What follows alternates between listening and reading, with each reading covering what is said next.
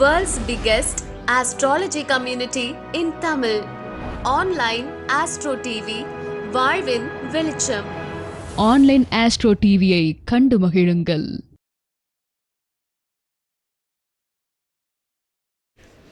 இந்த ஜோதிடத்தில் என்னை பார்த்தா எல்லாருமே டெரர்னு சொல்லிக்கிட்டு இருப்பீங்க இல்லைங்களா? அந்த மாதிரி ஒருத்தர் தான் இவரும், புண்ணியாசாமிகளும். பலாப்பழம் மாதிரி உள்ளே இருக்கக்கூடிய சொல்ல அவ்வளோ இனிமையாக இருக்கு இல்லைங்களா? அந்த மாதிரி ஒருத்தர். அவர்கிட்ட நாங்கள் கிளாஸ் கற்றுக்கிறப்போ டெரராக தான் சொல்லி கொடுப்பாரு, ஆனால் ரொம்ப இனிமையாக புரியும். நான்லாம் நின்றுக்கிட்டே தூங்கிக்கிட்டு இருப்பேன் அவர் கிளாஸ் அட்டன் பண்ணுறப்போ. சாக் பீஸால் அடிப்பார், இருந்தாலும் எப்பவும் மாதிரியே தூங்கிக்கிட்டே கேட்குற பழக்கம் உண்டு இல்லைங்களா? தூங்கிக்கிட்டே கேட்டு பழகிட்டு இருப்போம். அவர் சொல்லக்கூடிய விஷயங்கள் ஒன்று ஒன்று பொக்கிஷமானவை. இன்றைக்கும் ஒரு சந்தேகம்னு சொல்லி கூப்பிட்டு கேட்டாலும் அடுத்த நிமிஷம் சொல்லுவார். அவ்வளவு. கோட்டை சிவசுவரன் சார் சொல்லும்போது அன்பானவர்னு சொல்லி சொன்னேன். அவர் கொஞ்சம் கடுமையானவர், ஆனால் உள்ளுக்குள்ளே அன்பாக இருக்கக்கூடியவர். அவ்வளோ விஷயங்கள். கேபி அப்படின்னு சொல்லி சொன்னால் அவ்வளோ அருமையாக அற்புதமாக நடத்துவார். நாங்கள் 2003, 2004, 2005, 2007 விழா நடத்தும் போதே அவரை சிறப்பித்து பேசணும்னு நினச்சேன். அன்றைக்கி நான் அந்த மாதிரி ஓடிக்கிட்டே இருந்ததுனால அவரை பற்றி பேச முடியாத சூழ்நிலைகள். திரு கோட்டை சிவசுப்ரமணியாவே அன்றைக்கி நான் பேச முடியாத சூழ்நிலைகள். இன்றைக்கி எப்படியாவது இவங்க ரெண்டு பற்றி மேடையில் பேசின்னு சொல்லிட்டு ஒரு இது இருந்துச்சு. இன்றைக்கி பேச வேண்டிய ஒரு சூழ்நிலைகளை சொல்கிறோம். கேபி படித்து பாருங்கள், அவ்வளோ அற்புதமாக இருக்கும். அதோடு சேர்த்து அந்த காலபுஸ்தகத்தை சொல்லி எப்படி இயக்கணும் அப்படின்னு சொல்லி தருவார். அந்த விஷயங்கள் ரொம்ப அற்புதமாக சொல்லி தருவார். அதில் சூட்சமங்கள் என்ன அப்படின்னு சொல்லி சொன்னால், நாம் அவர் கூடவே பயணிக்கணும், அது முக்கியம். இப்போ நாங்கள் அவங்கக்கிட்ட கற்றுக்கிட்டு இருக்கிறப்பெல்லாம் ஸ்டேஜில் படிச்சுட்டு போவோம். அந்த பிரேக்கில் ஜாதகம் பார்க்கறதுக்கு மற்றவங்க வருவாங்க, அவர் கூடவே உட்காந்துருப்போம். அவர் எடுக்கிறது எப்படி எடுக்கிறார் அப்படின்னு சொல்லி பார்ப்போம். அப்போவே லேப்டாப் வச்சு தான் எடுத்துக்கிட்டு இருப்பாங்க. அந்த லேப்டாப்பில் எப்படி சாஃப்ட்வேர் வச்சு எடுக்கிறாங்க அப்படின்னு சொல்லிட்டு பார்த்துக்கிட்டு இருப்போம், கவனிச்சிக்கிட்டு இருப்போம். அப்போ நம்ம கூடவே பயணிக்கிறப்ப தான் அந்த சூட்சங்களை நாம் அறிய முடியும். அப்போ எப்படி எடுத்தீங்க அப்படின்னு சொல்லி கேட்டால் அவங்க சொல்லி தருவாங்க. அந்த நிமிஷம் கிளாஸில் நம்ம கற்றுக்கிறது வேறு, அவங்களோட பயணிக்கிறது வேறு. அந்த பயணிக்கக்கூடிய அனுபவம் அப்படின்னு சொல்லக்கூடியது இருக்கு இல்லைங்களா? அது ரொம்ப ரொம்ப இனிமையானதாக இருக்கும். இன்றைக்கி ஒரு விஷயம் சந்தேகம் அப்படின்னு சொல்லி வரும்பொழுது அந்த இடத்துல உட்காந்துக்கிறப்ப ப்ராக்டிக்கலாக அந்த ஜாதகருக்கு அவங்க எப்படி சொல்கிறாங்க அப்படிங்கிறத நம்ம கற்றுக்க முடியும். அந்த விஷயத்தை நாங்கள் அவங்க கூட இருந்தே கற்றுக்கிட்டோம், எல்லாத்துக்கும் கூடவும். இதில் ஒரு வேடிக்கை என்ன அப்படின்னா, இன்றைய வரைக்கும் நான் கற்றுக்கிட்ட ஒவ்வொரு குருநாதர்களுமே எனக்கு வாய்த்தவர்கள். எங்களுக்கு என்ன தேவையோ அதை கொடுத்துருக்காங்க. அதை தாண்டி நாங்கள் கேட்ட சந்தேகங்களுக்கு அப்பப்போ விளக்கம் கொடுத்துருக்குறாங்க. இன்றைக்கி நாங்கள் உங்ககிட்ட இவ்வளோ விஷயங்களை சொல்கிறோம்னா அதுக்கு காரணம் நாங்கள் அல்ல, அவங்க கொடுத்த அறிவுரைகளும் அவங்க கொடுத்த சொற்களும் தான் நாங்கள் உங்ககிட்ட கொடுத்துக்கிட்டு இருக்கோம். அப்போது படிப்பு அப்படின்னு சொல்லக்கூடியது ரொம்ப ரொம்ப ரொம்ப முக்கியம். அதை விட கற்றலை விட கேட்டல் அப்படிங்கிறது ரொம்ப ரொம்ப முக்கியம். இப்போ அவங்க உட்கார வச்சு பேசுகிறப்ப பக்கத்தில் நம்ம உட்காந்து ஒரு ஓரமாக உட்காந்து அவங்க கவனிக்கணும், அவங்க எப்படி சொல்கிறாங்க, எந்த மாதிரி விஷயத்தை ஃபாலோ பண்ணுறாங்க அப்படின்னு சொல்லி. இந்த நிமிஷத்தில் என்ன பண்ணினாங்க அப்படின்னு சொல்லி அவங்க எடுக்கணும். அதில் கேபியில் அழகாக பிரசனத்தை கையாளுவார் அவர். ஓகேங்களா? இப்போ நான் கேரளா அஷ்டமங்கல பிரசனம், தேவ பிரசனம் கற்றுக்கிட்டாலும் கூட அன்றைய காலகட்டங்களிலே தான் அவங்களையும் கூப்பிட்டு நாங்கள் ஃபங்க்ஷன் பண்ணியிருந்தோம், கிளாஸ் எடுக்க வச்சு ஃபங்க்ஷன் பண்ணியிருந்தோம். அந்த காலகட்டங்களில் எல்லாத்தையும் அந்த காலகட்டங்களில் நாங்கள் இவருக்கு கற்றுக்கிட்ட கேபி, நான் கேரளாவில் கற்றுக்கிட்ட பிரசன்னம், அஷ்டமங்கல தேவ பிரசன்னம், இதை எல்லாத்தையும் சேர்த்து மிங்கிள் பண்ணி நாங்கள் ஒரு ஸ்டைலில் எடுத்து வச்சுருக்கிறோம். அந்த ஸ்டைல் தான் நாங்கள் கற்றுக்கிட்டு நாங்கள் பண்ணிக்கிட்டு இருக்கக்கூடியது. இது எல்லாத்தையும் மிங்கிள் பண்ணி ஒரு விஷயத்தை போட்டு வச்சுருப்போம். அந்த விஷயம் இவங்க சொல்லிக் கொடுக்கறத விட இன்னும் நம்ம எளிமையாக பண்ணக்கூடிய விஷயங்களாக இருக்கும் அப்படிங்கக்கூடியது நமக்கு ஆத்மார்த்தமான ஒரு உண்மை. இது எங்கேருந்து கற்றுக்கிட்டோம்? நம்ம குருநாதர்கிட்டருந்து. அப்படிப்பட்ட சிறப்பு வாய்ந்த தத்துவங்களை கொடுக்கக்கூடிய திரு பொன்னையாசாமி அவர்களை பற்றி திரு சக்திகுரு அவர்களும் சொல்லுவாங்க. சிறிது அவர்களிடம் கேட்கணும். அனைவருக்கும் வணக்கம். நம்மளுடைய அன்பிற்கினிய காலபுருஷ தத்துவ ஞானி உயர் திரு பொன்னையாசாமி ஐயா அவர்களை வணங்கி, ஐயா அவர்களை பற்றி சொல்லணும் அப்படின்னா 2 நூலில் பார்த்திங்கன்னா சொல்லிடலாம். காலபுருஷ தத்துவம் அப்படின்ற ஒரு அற்புதமான நூல். எனக்கு பார்த்திங்கன்னா அந்த நூலை படிச்சுட்டு தான் பார்த்திங்கன்னா ஐயா எனக்கு நம்ம முகநூலில் பார்த்திங்கன்னா அறிமுகமாகறாரு. மிக அற்புதமான நூல். அந்த நூலை பார்த்திங்கன்னா ஒரு முறைக்கு 10 முறை படித்தா தான் உங்களுக்கு புரியும். ஒரு முறையெல்லாம் புரியவே புரியாது. அவ்வளவு ஆழ்ந்த கருத்துக்கள், ஆழ்ந்த ஞானமான விஷயங்கள் அதுக்குள்ளே கொடுத்துருக்காரு. அதில் பார்த்தீங்க அப்படின்னா, ஒரு கிரகம் எந்த நட்சத்திரத்தில் இருக்கின்றது, அந்த நட்சத்திரத்திற்கு உண்டான பாவ ஆதிபத்தியம் என்ன, அந்த ஆதிபத்தியத்திற்கு உண்டான கிரகம் எந்த பாவத்தில் போய் பார்த்தீங்கன்னா சம்மந்தப்பட்டுச்சுன்னா, காலபுருஷ தத்துவ ராசிக்கு சம்மந்தப்பட்டுச்சுன்னா அது என்ன பலன் செய்யும் அப்படின்ற விஷயத்த தெளிவாக இன்ச்சு பை இன்ச்சாக பார்த்தீங்கன்னா நமக்கு அப்படியே ஊட்டி விடுற மாதிரி கொடுத்துருப்பாரு. அந்த 2 புத்தகத்தை வாங்கி படிச்சிங்க அப்படின்னாவே ஜோதிடத்தினுடைய அடிப்படையும் புரியும், சூட்சமங்களும் நீங்கள் பார்த்தீங்கன்னா தெரிஞ்சுக்கலாம். ஓகேங்களா?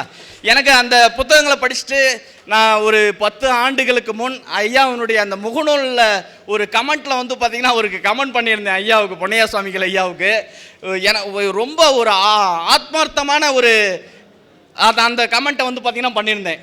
ஏன்னா பார்த்தீங்கன்னா அவ்வளோ ஒரு எளிமையான விஷயம். அதனால் நட்சத்திரத்தை பற்றியும் பாவகத்தை பற்றியும் காலபுருஷ தத்துவத்தை பற்றியும் இதுவரை ஜோதிடத்தில் யாருமே பார்த்தீங்கன்னா இந்த காலபுருஷ தத்துவத்தை பார்த்தீங்கன்னா இந்த அளவுக்கு விளக்கம் கொடுக்கல. நம்மளுடைய பொன்னையாசாமி ஐயா அவர்களை நம்மளுடைய நாமக்கல் மாவட்ட ஜோதிடர்கள் நல்வாழ்வு சங்கத்திற்கு நீண்ட நாட்களாக அவரை வரவழைச்சு கௌரவிக்கணும்னு என்னுடைய மிகப்பெரிய ஒரு நீண்ட கால ஆசை. இன்று ஐயா அவர்கள் நம்முடைய சங்கத்திற்கு கௌரவப்படுத்தியது மிக மகிழ்ச்சி அடைகிறேன். ஐயா அவர்களை வருக வருக என வரவேற்று வணங்குகின்றேன்.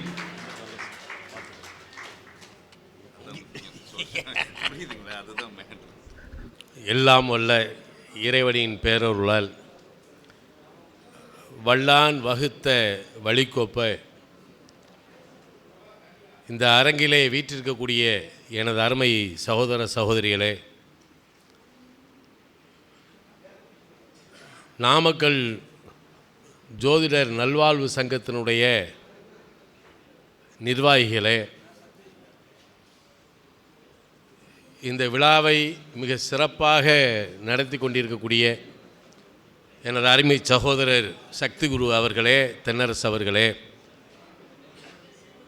மேடையிலே அமர்ந்திருக்கக்கூடிய ஜோதிட மாமேதைகளை, உங்கள் அனைவருடைய பாதார விந்தங்களை நான் வணங்கும் வளநாட்டு சித்தர் சாது சோம்பர சுவாமிகளுடைய திருவடிகளை வணங்கி என் வணக்கத்தை தெரிவித்துக் கொள்கின்றேன். இப்போ தென்னரசும் சக்தியும் பல விஷயத்தை இங்கே சொன்னாங்க. அந்த நேரத்தில் அதாவது நீண்ட காலத்திற்கு முன்பு, அதாவது ஜோதிடத்தில் எல்லாரும் பாடம் எடுக்கிறதுக்கு முன்பு மதுரை ஜோதிட ஆராய்ச்சி மையத்தில் தான் வெரி ஃபஸ்ட்டு இன்ஸ்டியூட்டுன்னு நாங்கள் ஆரம்பித்தோம். அதாவது ஜோதிடம் சொல்லித்தர்றதுக்கு மாணவர்களை உருவாக்கணும். 1993 நான் நினைக்கிறேன். ஏன்னா நீண்ட நெடுங்காலமாக இந்த நம்ம பாரம்பரிய ஜோதிடத்தெல்லாம் ஆய்வு செய்து நான் தொழில்முறை ஜோதிடனாக வந்ததே 90 தான்.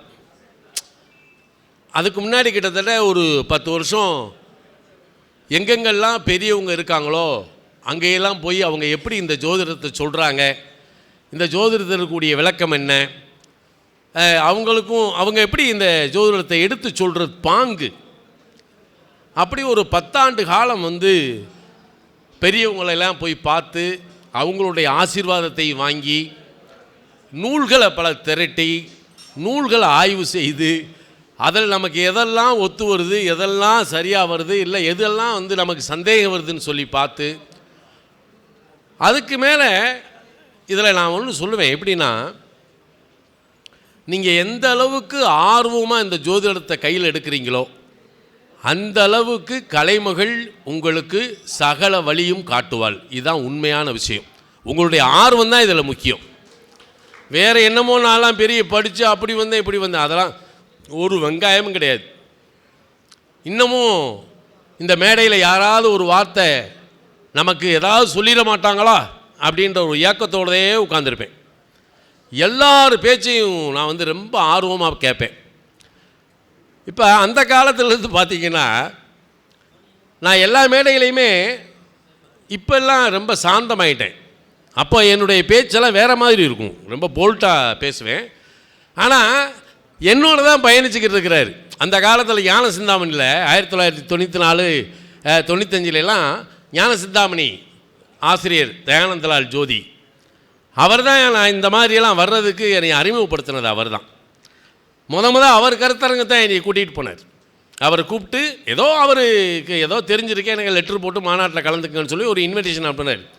அங்கே பேச்சுக்கெல்லாம் இல்லை, அழைச்சார், போனோம். அந்த இடத்துல ஒரு வம்பு நடந்து போச்சு. ஏன்னா அந்த இடத்துல எப்படியெல்லாம் வம்பு நடந்துச்சு அப்படின்னா, இங்கேருந்து என்னை அனுப்பிவிட்ட என் குருநாதர் என்ன சொன்னார், அதெல்லாம் கேட்டுக்குங்க. எனக்கு ஒரு அரை மணி நேரம் கொடுத்துருக்குறாங்க. அதுக்குள்ளே இந்த 5ஆம் பாவத்தை பற்றி முடிக்க முடியுமான்னு பார்க்குறேன். ஆனாலும் ஒரு விஷயங்கள்லாம் நீங்கள் தெரிஞ்சுக்கணும். இந்த விஷயத்தெல்லாம் பெரியசாமி விட்டால் அடித்து பேசுவார். குமாரசாமியத்தை எடுத்து பேசுங்கண்ணே அப்படின்னா சரி, நிறைய ஹின்ஸ் கையில் கொடுத்துட்டு போயிடுவார். உண்மையிலே மிகச்சிறந்த அறிவாளி. அதாவது கேபி சிஸ்டத்தில் நான் எடுத்து ஆய்வு பண்ணி அதை பாரம்பரியத்தோடு சேர்த்து இணைச்சி கொடுக்குறதுக்கு வரும்போது இவர் வெறும் குமாரசாமியத்தை வச்சு நோயின் தன்மையை எடுத்து பேசும்போது பார்த்தீங்கன்னா, அப்போ 249 சப்டிவிஷனுக்கும் நோயின் தன்மை எழுதி வச்சுருக்கோம். இந்த நோய் தான் வரும், இந்த கிரகம் இந்த இடத்துல உட்காந்தா இந்த நோய் தான், இதுக்கு மாற்றமே கிடையாது.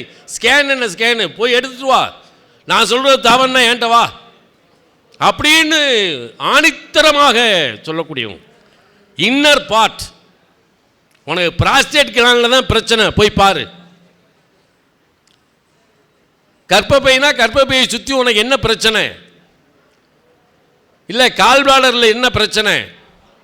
அப்போ இந்த 249 சப்டிவிஷனை ஒவ்வொரு சப்பும் என்னென்ன நோயை கொடுக்கும் அப்படின்னு சொல்லி அந்த தலை முதல் கால் வரை இருக்கக்கூடிய அனைத்து பகுதியும் எடுத்து ஒரு இதாக கையில் கொடுத்தாச்சு. அதை மெடிக்கல் அஸ்ட்ராலஜின்னு நான் நம்ம கொடுத்தேன். நான் ஆணவத்தில் சொல்லக்கூடாது, கொடுத்தோம் அப்படின்னு தான் சொல்லணும். ஏன்னா எனக்கு அறிவை சொல்லி கொடுத்தது கேஎஸ்கே தானே. ஏன்னா அவர் தான் என்னுடைய அறிவுடைய இந்த உயர்ந்த நிலைக்கு என்னை கொண்டு வந்ததே கேஎஸ்கே தான். இதை நம்ம மாற்றலாம் முடியாது. அப்போ என்னோடு பயணம் செய்து கொண்டிருப்பவர் தான் மாரிச்செட்டி. அவர்கிட்ட அரிய பொக்கிஷமெல்லாம் இருக்குது. இந்த மனுஷனை லேசாக நினச்சிடாங்க, ஆனால் வெளியே தான் வரல. அந்த காலத்தில் நாங்கள் கட்டுரை எழுதும்போது எங்களுக்கு கட்டுரை போட்டி நடக்கும். யார் சிறந்த கட்டுரையை எழுதுகிறாங்க அப்படின்னு சொல்லி 12 பாவத்துக்கும் கட்டுரை. இன்றைக்கி என்னென்னமோ பேசுகிறோம். அந்த கட்டுரையில் நாங்கள் எழுதணும். எனக்கு கோல்டு மெடல் வாங்கியிருக்கேன், அவரும் கோல்டு மெடல் வாங்கியிருக்கார்.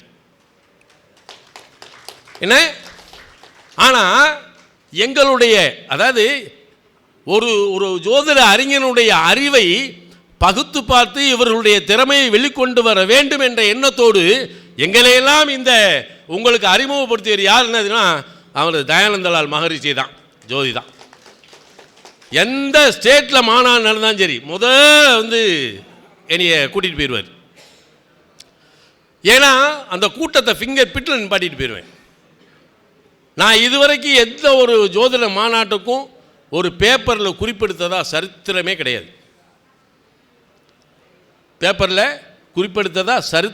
கிடையாது. ஆனால் இங்கே வரும்போது இவங்க நாமக்கல் ஜோதிஷம், ஏன்னா அந்த காலத்தில் பார்த்தீங்கன்னா பள்ளிப்பாளையம் பழைய ஜோதிட சங்கத்துக்கு கூப்பிடுவாங்க, பட்டிமன்றம் நடுவராக போடுவாங்க, பேச்சாளர் சிறப்பு பேச்சாளர் கூப்பிட்டு பேச சொல்லுவாங்க. நல்ல மரியாதை. இன்றைக்கி பள்ளிப்பாளையத்தில் 4 சங்கம் இருந்தாலும் நல்லா வளர்த்துக்கிட்டு இருக்காங்க. நாம் அவங்களெலாம் குறை சொல்லக்கூடாது. இன்றைக்கி பரணி பாரதியெல்லாம் எவ்வளவு செஞ்சுக்கிட்டு இருக்கிறார். நாமக்கல் பக்கம் ஒரு பக்கம் ஜோதிடத்தை போட்டு நல்ல ஜோதிட சங்கத்தை வளர்த்துக்கிருக்காங்க. இவங்களுக்கெல்லாம் உண்மையிலேயே நாமக்கல் ஆஞ்சநேயருடைய அருக்கடாட்சம் இருக்கோ இல்லையோ, அன்னை மீனாட்சியினுடைய அருக்கடாட்சம் உங்களுக்கு பரிபூர்ணமாக உண்டு. என்ன பரிபூர்ணமாக உண்டு. இப்போ சந்தான பாக்கியத்தை பற்றி சொல்கிறாங்க. குழந்தையை பற்றி இவங்க பேச சொல்லி சொல்கிறாங்க. இப்போ நான் 2 விதமாக போகணும். எப்படின்னா, தத்துவார்த்த அடிப்படையில் காலபுருஷ தத்துவ அடிப்படையில் உங்களுக்கு ஒரு வியாக்கியானத்தை கொடுக்கணும்னா அது வேறு மாதிரி கொடுக்கணும்.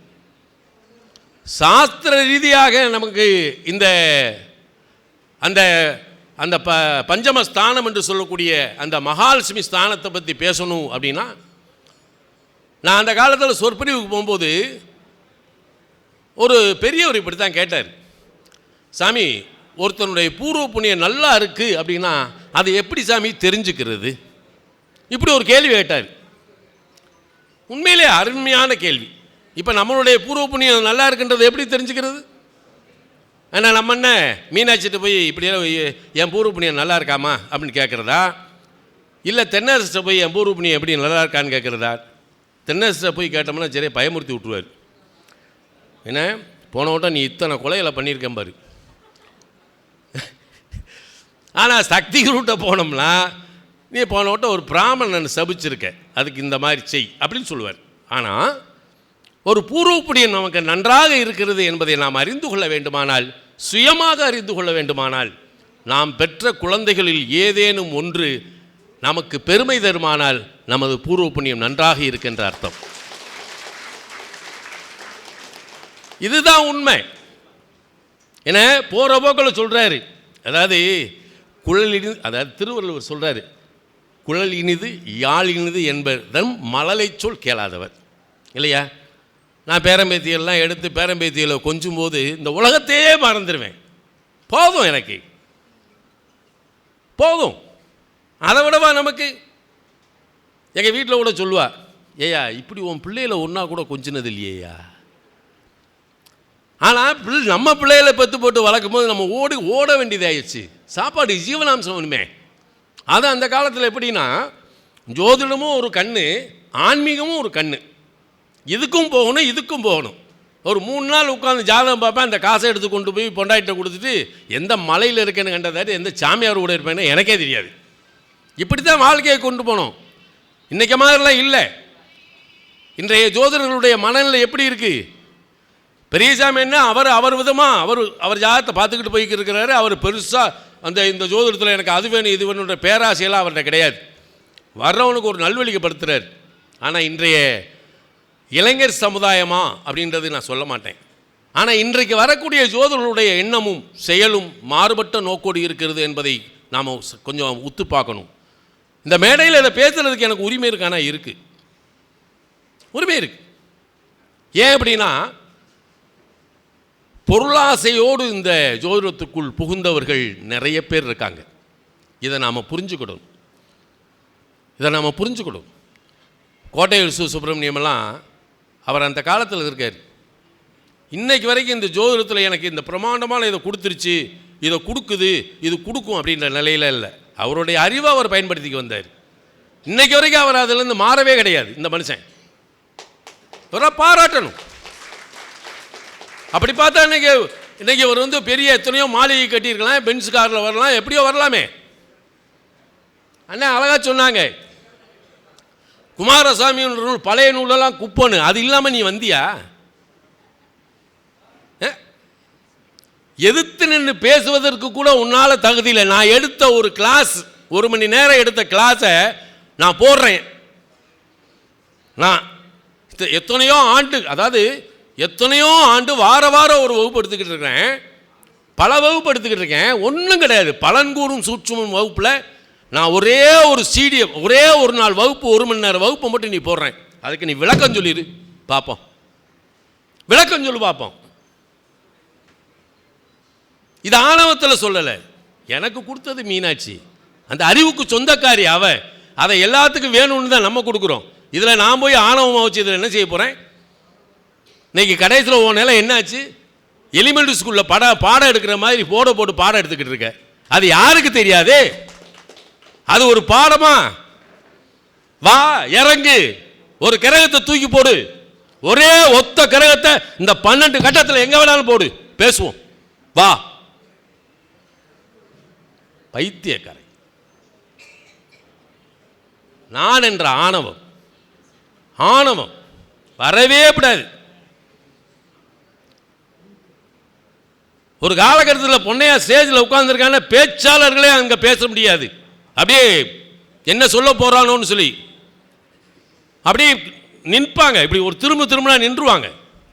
ஆனால் அதே சிறந்த அறிவாளிகள் அதே மேடையில் நான் பாராட்டி அவனை வெளியே காட்டி கொண்டு போயிடுவேன். அப்படிப்பட்டவர் தான் நம்ம. சிறந்த அறிவாளிகள் நம்ம பார்த்துக்கணும். நமக்கு தேவை என்ன? இங்கே வரங்க, நம்ம தொண்டு செய்வோம் சாமி. நவக்கிரகம் நமக்கு செய்கிறத செய்யும். நமக்கு பட்னியே போடாது. இதுக்கு சாட்சி நான் தான், வேற யாரும் கிடையாதுங்க. என்ன சரி போகட்டும். இப்போ நம்ம சொல்ல சப்ஜெக்டுக்குள்ளே வரும். இதுக்குள்ளே போயாச்சுன்னா எமோஷன் ஆகி நான் எங்கே போய் என்ன இது தேவையா? வயசான காலத்தில் அமைதியாக இருக்கணும், வம்பு தும்புக்கெல்லாம் போகக்கூடாது. சரியா? சரி, இப்போ புலிப்பாணியை பற்றி பேசணுன்னாலும் சரி, அல்லது குமாரசாமியத்தில் கேட்கணுன்னாலும் சரி, பழனிசாமி அண்ணன் வந்து பெரியசாமி அண்ணன் வந்து வாய்ப்பாடாக கொண்டு வந்துடுவார். நமக்கு வாய்ப்பாடெல்லாம் பாட தெரியாது, ஆனால் உண்மையை சொல்லணும்ல. ஆனால் எல்லா நூல்களும் படிச்சிருக்கேன், என்கிட்ட எல்லா கிரந்தமும் இருக்குது. எல்லா கிரந்தமும் என்கிட்ட சங்கராச்சாரியார் ஜோதிடத்திலிருந்து நிறைய அதில் எடுத்து வச்சுருக்கிறேன். ஆனால் இது என்ன அப்படின்னா, எனக்கு கொஞ்சம் இப்போ அலைச்சல் ஜாஸ்தி ஆயிடுச்சு. நேற்று தான் சென்னையிலேருந்து வந்தேன். வந்த உடனே கொஞ்சம் உடல்நிலை நம்மளும் பார்க்கணும்ல, வந்துட்டு கொஞ்சம் ஓய்வு. இன்னைக்கு காலையில் தான் அங்கேருந்து கிளம்ப முடிஞ்சிச்சு. இருந்தாலும் நிறைய வந்து நம்ம உங்களுக்கு கொடுக்கணும், சப்ஜெக்டை கொடுக்கணும். நம்ம எப்படி கொடுக்குறது அப்படின்னு பார்ப்போம். இல்லை ஷார்ட் அண்ட் ஸ்வீட்டாக உங்களுக்கு, ஏன்னா இப்போயே ஓடிப்போச்சு, நான் பேசுனதிலே 1/4 மணி நேரம் ஓடிப்போச்சு. அதுக்கப்புறம் ஒரு 1/4 மணி நேரத்தில் திணறி பாரு, நம்மளும் பசிக்கும் சாப்பிடுவோம்ல. சரியா? இப்போ அவங்க இதெல்லாம் இவர் சொல்லுவார், புலிப்பாணி தான் சொல்லிட்டு போயிருக்கார், பாரப்பா இன்னும் ஒரு புதுமைகள் பால்மதியும் பரமுகுருவும் ஏழில் நிற்க அப்படின்னு சொல்லி போட்டு, தீரப்பா ஜென்மனுக்கு வேட்டவில்லை செந்திருமால் தேவியுமே விலகி நிற்பாள் அப்படின்னு இவரை சொன்னோம்னா அந்த பாட்டை முழுசாக சொல்லுவார். ஆனால் அவங்க என்ன சொல்லியிருக்காங்க, சந்திரனும் குருவும் ஏழில் நின்றால் பிறந்தவர்களுக்கு புத்திர பாக்கியம் இல்லை அப்படின்னு ஒரு சப்ஜெக்ட் சொல்கிறாங்க. இதில் நீட்டாக கிரந்தத்தில் அவங்க கிரந்த கர்த்தாக்கள் என்ன சொல்லியிருக்கிறாங்க, இதுக்கு என்ன தீர்வு, பிறப்பினுடைய நிலை எப்படி. அதாவது நாம் இயல்பாக நம்ம ஒரு குழந்தையை பெற்றுக்கணும். இன்றைக்கி குழந்தை இல்லாதவங்க இன்ஃபர்டிலிட்டி இல்லை எவ்வளோ ஹாஸ்பிட்டல் எவ்வளோ ஆகிப்போச்சு பார்த்தீங்களா? இதுக்கு என்ன காரணன்றீங்க? இப்போ ஒரு ஜாதகத்தை எடுத்தோடனே நம்ம அதில் என்னென்னா, இதுக்கு திருமணம் இருக்குது இல்லைன்னு சொல்ல தெரியணும். கல்யாணம் 2ஆம் திருமணம் இருக்குதுன்னு அறுதிவிட்டு சொல்ல தெரியணும். இந்த பயந்துக்கிட்டு செல்லாம் சொல்லப்படாது. சரி, குழந்தை இருக்குது இல்லை, இதை எப்படி நம்ம அறிஞ்சிக்கிறது? ஈஸிவே, இதை போட்டு ரிஸ்க்கெலாம் எடுத்துக்கூடாது. ஆனால் அவங்க என்ன சொல்கிறாங்க, அந்த காலத்தில் ஒரு பெரிய தர்க்கமே நடந்துச்சு. எப்படின்னா, ஒரு இடத்துல குருராம் சுப்பையா ஒரு வார்த்தையை விட்டுவிட்டார், இந்த சாரபுத்திரர் அப்படின்னு சொல்லக்கூடியது, அதாவது அந்த தகப்பனுக்கு பிறக்காத குழந்தை அப்படின்றத பற்றி ஒரு சப்ஜெக்ட் ஓடிடுச்சு. இது பஞ்சாயத்து பெரிய பஞ்சாயத்தாக போய் நின்றுச்சு. அப்புறம் அதை போய் நான் தான் சாந்தப்படுத்தி சமாதானப்படுத்தி எல்லாத்தையும் கிளியர் பண்ணோம். அதுக்கப்புறம் இன்றைக்கி வரைக்கும் அந்த சப்ஜெக்ட் இல்லை, நம்ம அதை எடுக்கக்கூடாது. ஆனால் நமக்கு பிறக்கக்கூடிய குழந்தைகள் எப்படிப்பட்ட குழந்தைகளாக இருக்கும் அப்படின்ற ஒரு ஷார்ட் ஸ்வீட். இன்னொன்று என்னென்னா, சுவிகார புத்திரன் அப்படின்னு ஒன்று இருக்குது இல்லையா? இந்த 3 தான், இந்த 3 நிலைகள் தான்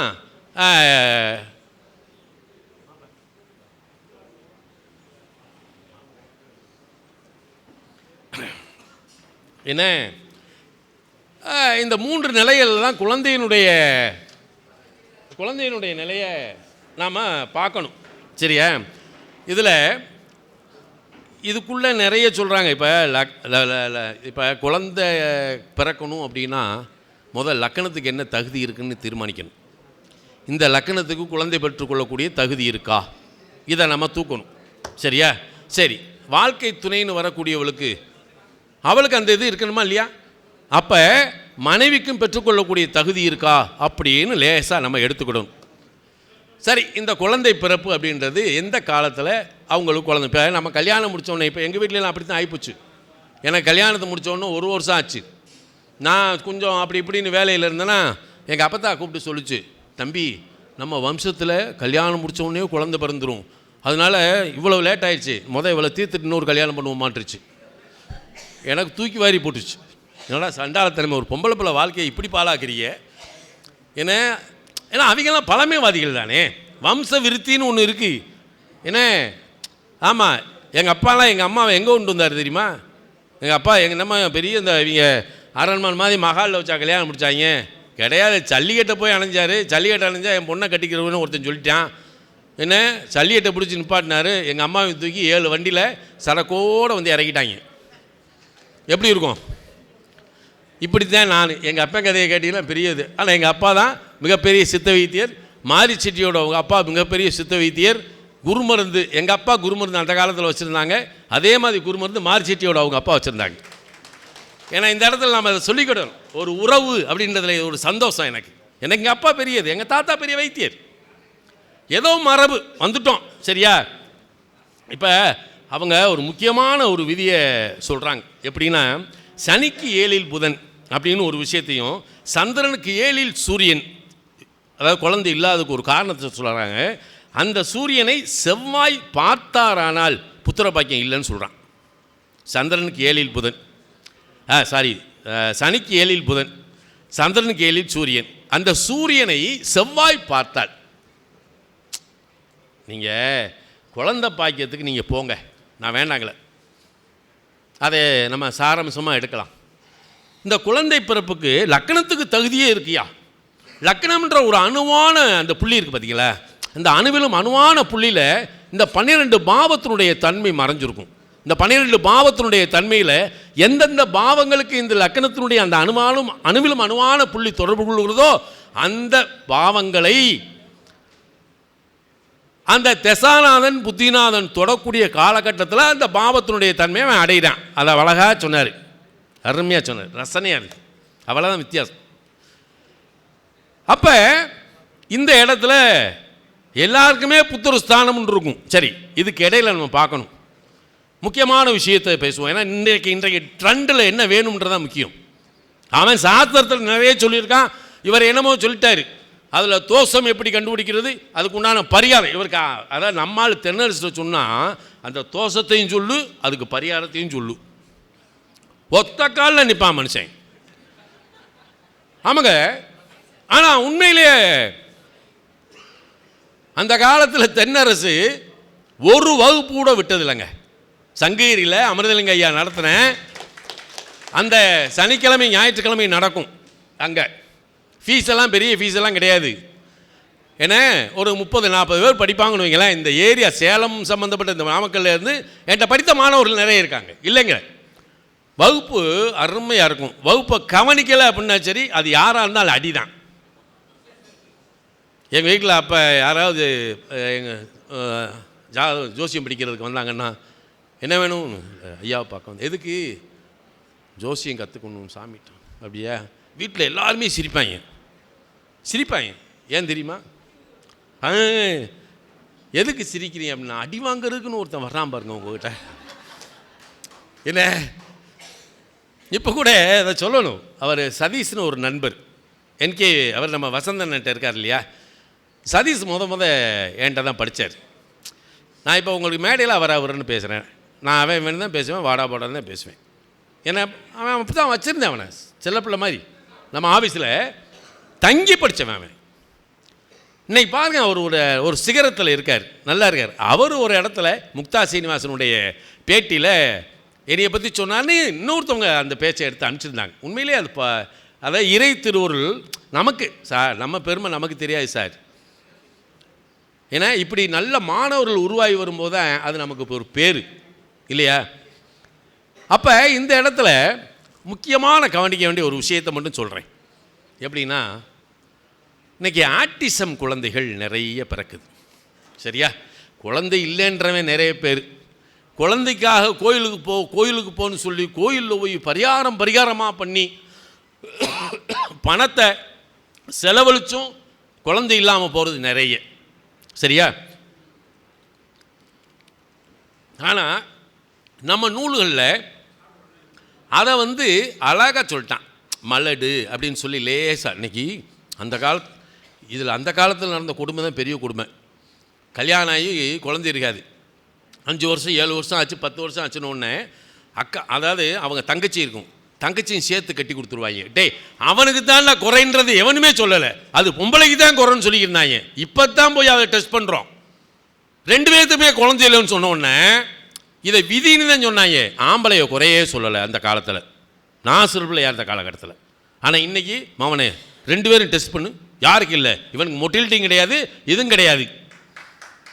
எத்தனை ஜாதகம் இதில் இந்த ஆட்டிசம் குழந்தைகள் பிறக்கிறதுக்காக ஏன் பிறக்குதுன்னு சொல்லி ஒரு ஆய்வு பண்ணேன். அதில் மனித தேகத்தில் சுத்தமான ரத்தம் 60 சொட்டு ரத்தம் 1 சொட்டு விந்தாக மாறுகிறது. நீங்கள் பியூர் பிளட்டு, இதை அந்த இதில் பார்த்தீங்கன்னா தெரியும். அப்போ அந்த விந்துநாதம் அப்படின்னு சொல்கிறான். சுக்லமும் சுரோனிதமும் அப்படின்னு சொல்கிறான். அப்போ சுக்கிரனுக்கு இவன் எந்த நம்ம நவக்கிரகத்தில் யாரை கொடுத்துருக்கான் காரகமா? சுக்கிரத்துக்கு யார் காரகம்? அவர் தான் காரகன். இப்போ அவர் ஒரு நல்ல நிலையில் இருந்தார்னா சுக்கிரத்தினுடைய தன்மை நன்றாக இருக்கிறது. எப்படி அர்ஜுனனுக்கு அபிமன்யு பிறக்கும்போது கருவறையிலேயே கிருஷ்ணன் பாடம் எடுத்து அந்த சக்கராவியூகத்தில் உள்ளே போனவனு வெளியே வராமல் அவன் கொண்டு விட்டாங்கல்ல, இதெல்லாம் நினச்சி பார்க்கணும். அப்போ கருவறைக்குள்ளும் ஒரு ரகசியம் நடந்து கொண்டு இருக்கிறது. இந்த கருவறை ரகசியத்தை எடுத்தேன்னா நான் ரொம்ப நேரம் ஆயிரும், இதில் வேண்டாம். ஏன்னா கருவறைக்குள்ளே என்ன நிகழ்வு நடக்குன்னு நமக்கு தெரியும்ல.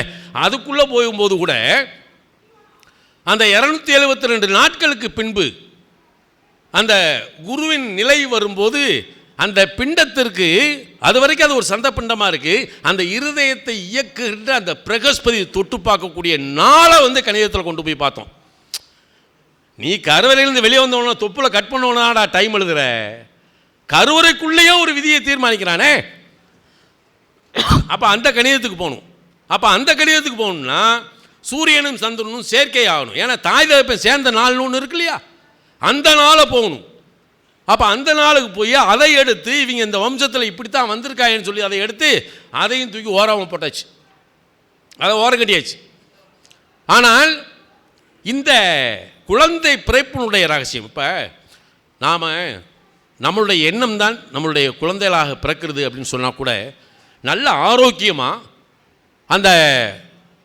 அந்த கணவனும் மனைவியும் ஒரு ஆணும் பெண்ணும் இணைகின்ற காலகட்டத்தில் அவர்களுடைய மனநிலை என்பது ரொம்ப முக்கியம். அதே மாதிரி தான் உடல் பரிசுத்தம் என்பது முக்கியம். இதில் இந்த தேகத்தில் இந்த யூரின் அடைக்கிறது, மலத்தை அடைக்கிறது, அப்போ மலச்சிக்கலோடு ஒன்று சேர்றது அப்படின்ற ஒரு நிலையில் இருந்த ஜாதகர்களுக்கு பிறந்த குழந்தை தான் ஆட்டிசமாக பிறந்திருக்கிறது. இதை கண்டு உணர்ந்து எடுத்து வெளியே எடுத்தாச்சு. இதுக்கு என்னடா காரணம் உள்ள பார்த்தா அவங்க ஜாதகத்தில் பூராமே சுக்கிரன் அசுபதி மகம் மூலத்தில் தெரியான். அப்போ சுக்கிரத்தினுடைய தன்மை அங்கே என்ன ஆகுது, கேதுவுடைய சாரம் பெற்று என்ன செய்யுது, கெட்டுப்போகுது. அது எனக்கு இந்த இடத்துல வரும்போது தான் ஒரு 20 வருஷத்துக்கு முன்னாடி ஒரு பெரிய கிறுக்கு பிடிச்சிருச்சு. இவன் ஏன் 3 பாரியாயமாக பிரித்தான்? திரிவோணத்தை 4ஆக பிரிச்சுட்டான், கேந்திரத்தை 3ஆக பிரித்தான். ஆனால் இந்த இடத்துல இந்த பாரியாயத்தை 3ஆக பிரிச்சுட்டான். இவன் எதுக்கு பாரியாயத்தை 3ஆக வைக்கணும்? சரி, எங்கள் அப்பா நான் என் பிள்ளை இப்படி வச்சுக்கலாமா?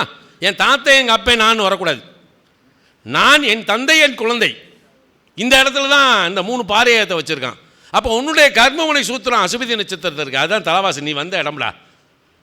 அப்போ உன்னுடைய தந்தை தனுசுக்கு போ, அங்கே அந்த மூல நட்சத்திரத்தில் தெய்வ குற்றம் என்ன இருக்குன்னு பாரு, மகம் பிதிர்கள் குற்றம் இருக்கான்னு பாரு. இந்த பிதிர்கள் குற்றத்தை நீக்கினாலே நல்ல சந்ததி பிறக்கும் என்பது விதி. அதை நம்ம புரிஞ்சுக்கணும்.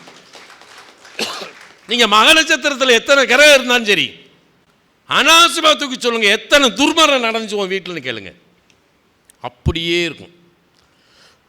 மக நட்சத்திரத்தில் ஒரு கிரகம் தான் அந்த இடத்துல துர்மரணம். இப்போ இந்த பிதர்களுடைய சாந்தி இல்லாமல், அதுதான் பஞ்சமஸ்தானம் பூர்வ புண்ணியஸ்தானம், அதில் தாத்தாலேருந்து எல்லாமே அங்கே தான் வர்றாங்க, நம்ம பாரம்பரியமே அங்கே தான் வர்றான். அதையும் சிம்மத்தை வச்சுருக்கான், காலபுருஷ தத்துவத்தில் சிம்மத்தில் தான் அதை வச்சுருக்கான். இன்றைக்கி நான் சொல்லுவேன், யாராவது ஒருத்தர் சிம்ம லக்கணத்தில் வந்தாலும் சரி, அல்லது சிம்மத்தில் ராகு சூரியன் செவ்வாய் குரு இவன் யாராவது ஒருத்தர் இருந்தாலும் சரி, அவன் பாரம்பரியத்தை எங்கேயாவது ஒன்று, அவன் நாட்டாமையாக இருந்திருப்பான், ஜமீனில் இருந்திருப்பான், அல்லது அரசவைகள் வேலை பார்த்துருப்பான், அரண்மனையில் வேலை பார்த்துருப்பான், அறுதிட்டு சொல்லலாம். நான் இவங்களை ரொம்ப மதிப்பேன். அதே சிம்மல கணத்துக்காரர்களை சொல்லுவேன், டேய் யாராவது நீங்கள் அவனே வறுமையில் இருப்பான். இப்போ தர்ம திரியோன்னு சொல்லியிருக்கான், மேசன் சிம்மம் தனுசு காலபுருஷனுடைய தர்ம திரியோன்னா ஒரு அக்னி தத்துவம். எல்லாருமே பிறந்தவன் பூராமே நான் பணக்காரனாக இருக்கணும் செல்வந்தாராக இருக்கணும்னா இடம் கொடுக்கா, வறுமையிலும் நேர்மைன்னு சொல்கிறான். அப்போ அந்த இடத்துல இந்த தர்ம திரியோணத்தில் பிறந்தவன் எப்படி இருக்காங்க, உண்மை, அதாவது உண்மை ஒழுக்கம் சத்தியம் நேர்மை இறையாண்மை குணத்தோடு ஒருத்தர் இருந்தானா அவனுக்கு தெய்வம் கைகட்டி சேவம் செய்யுமா. இந்த திரிகோணத்தில் பிறந்தவன் இந்த 4 திரிகோணத்தை அதுதான் வச்சுருக்கான். 2010 சொல்லுது, நீ செய்தொழிலில் இருந்து நேர்மையாடுறா. காம திரிகோணத்தில் பிறந்தீங்கன்னா நீ பிறன்மனை நோக்கம் அப்படின்னு அதில் இருக்கணும். ஏன்னா அவங்களுக்கு சத்திய சுதந்திரம் அதில் தான் வந்து சேரும். எது தர்ம துரியமாக வருதோ அதுதான் அவங்களுக்கு சத்திய சுதந்திரம். நீங்கள் ரிஷபம் கன்னி மகரத்தில் ஒருத்தன் பறந்துடுறான், நல்ல உயர்ந்த உத்தியோகத்தை கொடுத்துருது, உத்தியோகத்துக்கு போயிடுறான். அவன் பாருங்க அதில் நேர்மையாக இருக்கணும். கக்கன் மாதிரி இருக்க முடியுமா? இப்படி தான் வாங்குவேன், ஏன்னா வருமானத்துக்கு தான் தட்டான். அங்கேயே அடியாதா தர்ம திரியோணம், அவன் பின்னாடி அதனால தான் கஷ்டப்படுவான். மோட்ச திரியோணத்தில் பிறந்தவன் தன்னால் இயன்றவரை அர்ப்பணிப்பு குணத்தோட, தனக்கு போல நல்ல அர்ப்பணிப்பு குணத்தோடு இருக்கும் பாருங்க, சூப்பராக வாழ்வான். அதை விட ராசி மண்டலத்தில் தூக்கி எப்படி வச்சுருக்கான் தெரியுமா? கடகம் விருச்சிகம் மீனம், இதை மோட்ச திரியோணம்னு சொல்கிறோம். ஆனால் முழு பலனளிக்கக்கூடிய ராசி இந்த 3 ராசி தான். மற்றது ஊராமே அறகுறை தான். நீங்கள் பாருங்களேன், நீங்கள் அந்த காலத்தில் முடிஞ்சா ஒரு 10 நிமிஷம் எடுத்துக்கங்க. 5 நிமிஷமா முடிச்சிடலாமா? இதெல்லாம் முடிக்கல, சரி இதெல்லாம் போச்சு. சரி ஒரு 10 நிமிஷம் எடுத்துக்கலாம், முடிச்சு சரியா? என்ன போயிடுச்சு, அதான் டைம் போச்சு சரியா?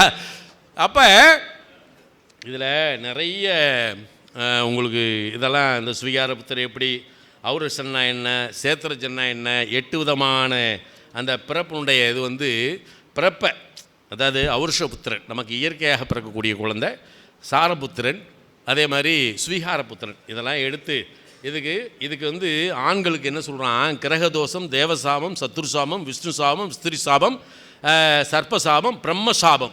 இந்த சாபத்தை ஆண்களுக்கு கொடுக்குறான். ஆனால் பெண்களுக்கு என்ன கொடுக்குறான்?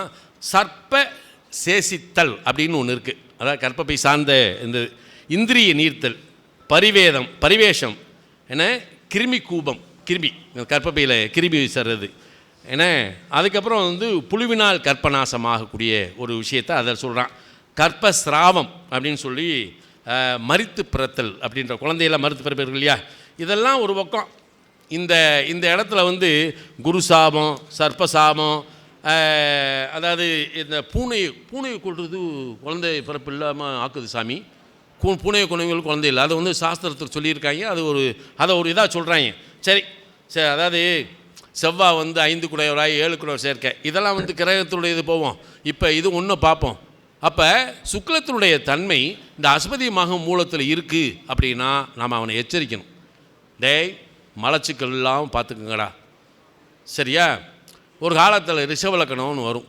இப்போ சந்தியில் நிற்கும், இவன் ரிஷபமா மிதுனமா அப்படின்னு ஒரு கேள்வி வந்துடும் நமக்கு. அந்த காலத்தில் இப்போ சொல்லக்கூடாது. ரிஷபலக்கணத்தில் பிறந்தவங்க, என்னப்பா அவங்க கூட பிறந்தவங்க 7-8 பேரா அப்படின்னு கேட்டால் அவன் ஆமாம் சார் அப்படின்னா ரிஷபலக்கணம் டிக் பண்ணிடணும். இல்லை சார் நாங்கள் 2 பேர் தான் இருக்கோம்னா ஓரமாக மிதுன லக்கணத்தை ஒதுக்கணும். ஏன்னா 3ஆம் இடம் பலகால் ராசி, சரியா? 3ஆம் இடம் பலகால் ராசி. இப்போ இதில் இந்த பரிகாரமெல்லாம் சந்தான தீபியில் நிறைய பரிகாரம் கொடுத்துருக்குறாங்க அவங்கெல்லாம். அதெல்லாம் நம்ம செய்ய வேண்டாம். நான் வந்து ஒரு இதாக சொல்கிறேன், ஒரு சில விஷயத்தை மட்டும் கொஞ்சம் அப்படி உங்களுக்கு நீங்கள் ஆய்வு பண்ணுற மாதிரி ஒரு விஷயத்தை தர்றேன், நீங்கள் ஆய்வு பண்ணிக்கோங்க, சரியா? சரி, இப்போ ராசி சக்கரத்தையும் நவாம்ச சக்கரத்தையும் நம்ம முன்னோர்கள் பக்கத்தில் வச்சு பாருன்னு சொல்லியிருக்கேன்.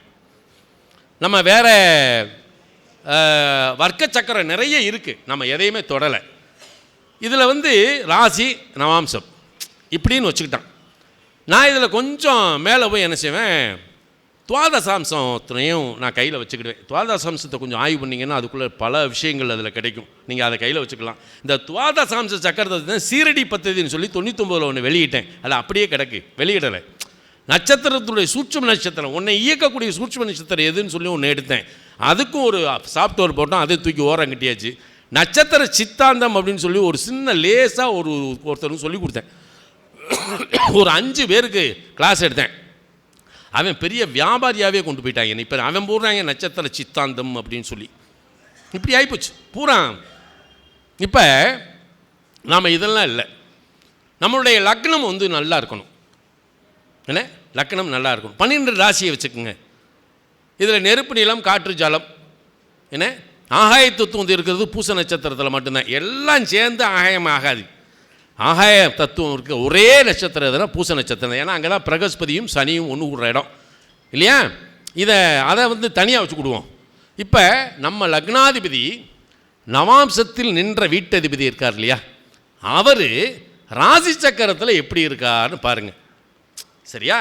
லக்னாதிபதி நவாம்சத்தில் நின்ற வீட்டதிபதி ராசி சக்கரத்தில் காலபுருஷனுடைய தர்ம திரிகோணத்தில் இருக்காரா, அர்த்த திரிகோணத்தில் இருக்காரா, மோட்ச திரிகோணத்தில் இருக்காரா, இதை பார்த்துக்கிட்டு மெயினாக என்ன பார்க்கணும், அவர் செவ்வாய்க்கு 10 சூரியனுக்கு 9 குருவுக்கு 5 9 இருந்தால் அவனுக்கு இந்த பிரபஞ்சத்தில் சகலமும் கொடுத்தாக வேண்டும் என்பது விதி. சரியா? இதை கொஞ்சம் அப்படின்னு அனலைஸ் பண்ணுங்க. நீங்கள் இந்த டிக்கை மட்டும் நீங்கள் கொண்டு போயிட்டீங்கன்னு வைங்களேன், இது ஒரு விதி போதும். இந்த விதியை மட்டும் நீங்கள் தூக்குங்க. லக்னாதிபதி நவாம்சத்தில் நின்ற வீட்டதிபதி ராசி சக்கரத்தில் ஸ்பெசிஃபிக்காக என்னென்னா எந்த கட்டத்தில் இருக்கான்னு பார்க்கணும். அந்த கட்டத்துக்கு தகுந்த காலபுருஷ தத்துவ ரீதியான, இப்போ ஒரு துலாத்திலே போய் உட்காரலான்னு வைங்களேன், லக்னாதிபதி நவாம்சத்தில் நின்ற வீட்டதிபதி ராசி சக்கரத்தில் போய் இதில் கிரக காரகத்துவம் நம்ம எடுத்துக்கொள்ளணும். சரியா? அவர் என்ன கிரக காரகம் அப்படின்னு எடுத்து அது காலபுருஷனுக்கு 7 உட்காந்துருக்கிறார். இவனுக்கு கல்யாணம் முடிச்சதுக்கு முன்னாடி தான் வாழ்க்கையே ஆரம்பிக்கும். ஊருக்கு உபகாரியாக தான் இருப்பான். ஏன்னா வாழ்க்கையில் சிரமங்கள் இருந்தாலும் அதாவது பிற்கால வாழ்க்கை இருக்குது பார்த்தியாங்களா, அது பெரிய ஆளாயிடுவான். அதில் மிகப்பெரிய ஒரு உன்னதமான நிலையை கொடுத்துரும். சக்கரத்தை இப்படி கொண்டு போங்க, இப்படி ஒவ்வொன்றையும் நம்ம தூக்கலாம். இப்போ ஒரு சிம்மலக்கண ஜாதகம், மிருகசீர நட்சத்திரம், அவன் மிருகசீர நட்சத்திரத்தில் பிறந்துறான். ஜென்ம லக்கணத்திற்கும் ஜென்ம நட்சத்திரத்துக்கும் உள்ள தொடர்பை வச்சு தான் நீங்கள் பலன் பேசணும். அதை நான் அப்போ ஓப்பன் பண்ணேன், அதை வச்சு ஒருத்தன் நல்லாவே இருக்கான். இப்போ அதை தெளிவாக நீங்கள் புரிஞ்சுக்கணும். சிம்ம லக்கணத்துக்கு செவ்வாய் யார்? 4 9 கூடையவர். சரியா? அவன் செவ்வாயோட நட்சத்திரம் தானே பிறந்திருக்கான். செவ்வாய் பாக்கியாதிபதி, தகப்பன் ஸ்தானாதிபதி தானே. அப்போ இவனுக்கு என்ன சொல்கிறான், எதுக்குடா அந்த பூமிக்கு வந்த அப்படின்னா, தன் தந்தையின் நிலையிலிருந்து தன் உடன் பிறந்தோருக்கு தன்னை அர்ப்பணிக்க வேண்டும் என்பது விதி. அதற்காகத்தான் இவன் வந்திருக்கான். இவனுக்கு அடிச்சு போட்டாலும் முதல் தாரணம் தங்காது. 7ஆம் இடம் முதல் திருமணம், 2வது திருமணம், 9ஆம் இடம். இப்போ இவனுக்கு அடிச்சே சொல்லலாம், உனக்கு 2ஆம் திருமணம் தாண்டா, ஃபர்ஸ்ட் மேரேஜ் கிடையாது. இப்போ இங்கே தான் ஒரு விஷயத்தை இருக்கும்.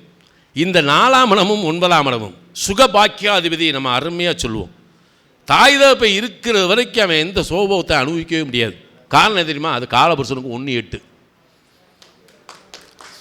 காலபுருஷனுக்கு 1 8 எந்த அனுபவத்தை அனுபவிக்க முடியாது.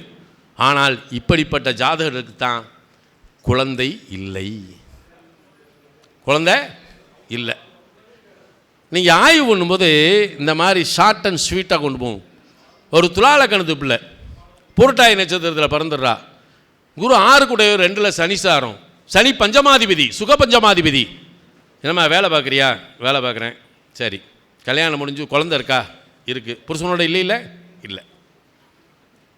ஏன்னா அவர் 6 கூட குரு திருமணத்தை மறுக்கிறார். ஆனால் குரு சனிசாரம் பட்டு பஞ்சமாதிபதி சனிட்டே இவளுக்கு குழந்தைய கொடுத்தானும்டா. அப்போ கல்யாணத்தை முடி, குழந்தைய பத்துக்கோ, புருஷனை வெளியேற்றிரு. அந்த பையனை வச்சு வைராக்கியமாக வாழ்ந்துக்கிட்டு இருக்கா. அப்போ அவளுக்கு திருமண வாழ்க்கை அங்கே இல்லை. அவள் கிடைக்கக்கூடிய வருமானத்தை வச்சு தன் குழந்தையோடு நல்லாவே இருக்கா. இன்னொரு திருமணம் பண்ணிக்கிற எனக்கு தேவையில்லை. எப்படி? அப்படி இந்த மாதிரி நம்ம ஒரு சின்ன விஷயத்தை அழகாக கொண்டு போகணும். இந்த குழந்தை பிறப்புக்கு நான் சொல்கிறது என்னென்னா, இனிமேல் எந்த ஒரு சூழல்லையும் எந்த ஒரு நம்ம பார்வைக்கு யாருக்கும் ஆட்டிசம் குழந்தைகள் வந்துடக்கூடாது. இன்றைக்கி அதுக்காக நான் சில வைத்தியர்களையெல்லாம் யாரெல்லாம் இருக்காங்களோ அத்தனையும் பார்த்து அதில் தெளிவானவனையெல்லாம் கையில் வச்சுருக்கேன். ஏன்னா உடனே அட்வைஸ் பண்ணுவேன், இங்கே போங்க, இந்த வழிபாட்டை செஞ்சுட்டு வழிபாடு இல்லாமல் ஒருபோதும் எந்த மருந்தும் வேகாது. நல்லா புரிஞ்சுக்குங்க. வழிபாட்டில் சொல்லி வைத்தியம் பாருங்கள், சக்ஸஸ் ஆகும். ஏன்னா அதனால் சுக்கிரத்தினுடைய தன்மை, ஏன் சுக்கிரன் நீச்சமாக இருந்தால் குழந்தையாக பிறக்காமல் இருக்குது? ஏன் 5ல் குரு நல்லா கவனிக்கணும். ஒரே ஒரு விஷயம், 5ல் குரு, ராகு, சனி யார் வேணா இருக்கட்டும், நம்ம போய் டக்குன்னு குழந்தைகள்னு சொல்லக்கூடாது. இப்போ 5ல் கேது இருக்குது, நம்ம வீராப்பா சொல்லலாம், என்னங்க 5ல் கேது இருந்தால் குழந்தை இல்லைன்னு சொன்னியே, ஏன்னா குழந்தை இருக்கல. டே மவனே, அவனை தத்து கொடுத்து வாங்கடா. என்னைக்கு இருந்தாலும் பஞ்சமத்தில் இருக்க கேது அவனை கவாத்து பண்ணத்தான் செய்வேன். அதில் மாற்றமே வராது. அப்போ நம்ம தான் சுதாரிக்கணும். மிதுன லக்கணத்துக்கு 5ஆம் இடம் காலபுருஷனுடைய 7ஆம் இடம். அவன் வளர்ந்து வரக்கூடிய காலத்தில் ரொம்ப சிரமப்படுவான், தத்து கொடுத்து வாங்கிக்கோ. கடக லக்கணத்துக்கு 5ஆம் இடம் காலபுருஷனுக்கு 8ஆம் இடம். முதல் பழியே முதல் குழந்தை தான். யாருக்கு? கடக லக்கணத்துக்காரங்க முதல் பழி முதல் குழந்தை. அவன் எத்தனை குழந்தை பெற்றுக்கிறானோ அவ்வளோக்குள்ள ஆயுள் பலம் கூடும். ஆனால் அவன் பலிகடை ஆகிறதுக்கு அவன் நல்லா இருக்கிறதுக்கு முதல் குழந்தை பலிகடை ஆயிரும். இதெல்லாம் ரொம்ப கவனிக்கணும். 5ஆம் இடத்தினுடைய தன்மை யார் யார்? சிம்ம லக்னத்துக்கு பஞ்சம அட்டமாதிபதி குரு, கும்ப லக்னத்துக்கு பஞ்சம அட்டமாதிபதி புதன். இந்த 2 குழந்தைகளுமே குழந்தை பிறக்கும், குழந்தையை தத்து கொடுத்து வாங்க சொல்லிடுங்க. அந்த குழந்தை நல்லாயிருக்கும், ஈஸியாக போகும். நம்ம வழிகாட்டுறதானே, அவன் நல்லா இருந்தால் நம்ம நல்லா இருக்க போகிறோம், அப்படி தானே? அவன் அழகாக போய் சொல்லுவான், அந்த சாமிகிட்ட போனேன் எனக்கு நல்லா இருந்துச்சு, அது சொன்னால் போதும். அதையும் குறை சொல்கிற வரைக்கும் சரியா என்ன, அதையும் குறை சொல்கிற வரைக்கும். அதனால் எல்லாம் வல்ல இறைவன், நான் வணங்கும் வளநாடு சித்தர் சாது சிதம்பர சுவாமிகள் உங்கள் இல்லமெல்லாம் வந்திருந்து நல்ல வளமும் நலமும் தந்தரல வேண்டுமாய் வேண்டி அமர்கின்றேன். ஆனந்தம் ஆனந்தம் ஆனந்தம். இந்த விழாவை சிறப்பாக நடத்தி கொண்டிருக்கக்கூடிய தென்னரசுக்கும் சக்தி குருவுக்கும் எனது வாழ்த்துக்களையும் பாராட்டுக்களையும் தெரிவித்துக் கொள்கின்றேன். நன்றி நன்றி நன்றி.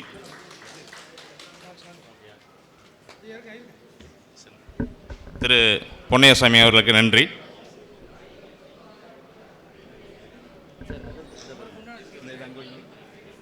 மாற்றி எடுத்துறேன். இந்த கேமரா ஐயா வரங்கய்யா. திரு பொன்னையாசாமி அவர்களுக்கு ஜோதிஷ காலபுருஷ தத்துவஞானி என்று விருது வழங்கி கௌரவிக்கப்படுகிறது.